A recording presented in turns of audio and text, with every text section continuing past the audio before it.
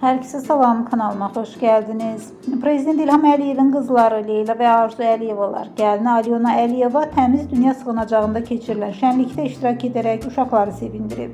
Uşaqların məktəbə rahat və təhlükəsiz şəkildə gedib gəlmələrini təmin etmək məqsədi ilə Bakı Media Mərkəzinin rəhbəri Arzu Əliyeva tərəfindən mərkəzə yeni avtobus hədiyyə olunub.